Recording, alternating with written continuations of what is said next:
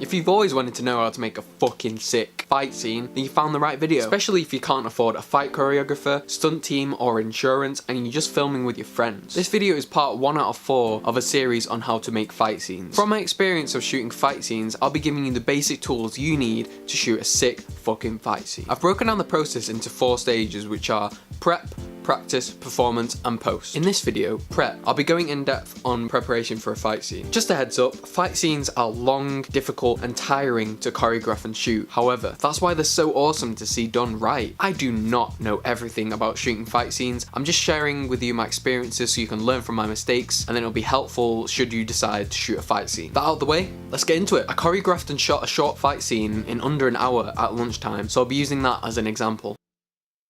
Hey, you took my jumbo sausage roll.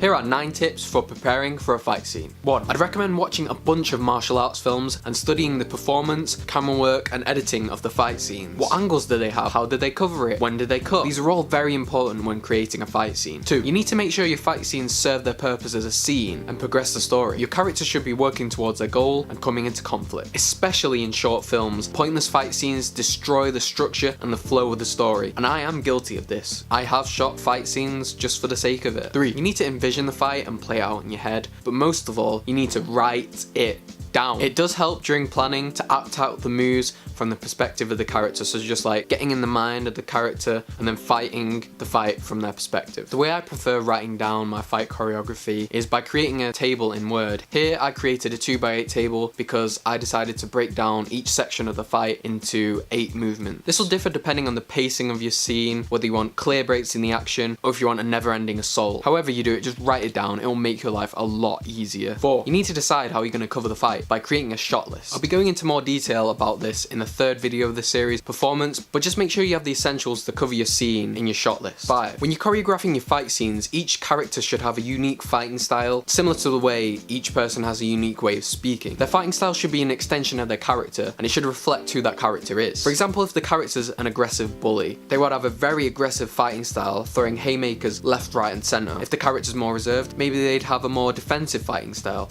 dishing out most of the pain through counters. 6. Don't just use punches in your fight scenes unless you're doing a boxing fight. Use other movements such as elbows, knees, kicks, headbutts. I don't know, just mix it up to keep things interesting. But you do need to maintain the flow of movement. So this is just making sure that each movement flows into the next and it's not just unnatural. Just getting up and practicing your choreography will give you an idea about its flow. 7. It's a lot easier to choreograph or come up with moves if you've trained in a martial art before, like to watch UFC or boxing, or at least play games like Street Fighter. I've recently gotten back into martial arts. I've been training in Muay Thai boxing for about a year now, and it's helped so much. 8. If you can, try and scout out your location beforehand so you can get a good idea of the environment. This is so you can incorporate the environment into your choreography so you can make the fight more unique and original. Jackie Chan does this a lot and he's famous for it, but you don't have to necessarily do it to the degree he does. Just try to integrate your environment into your fight scene. 9. Try to choreograph the scene with your actors in mind. You'll save a lot of time reconfiguring the choreography if you know the physical limitations of your actors. Because I'm working with my friends and I've known them for a while, I know what they can and can't do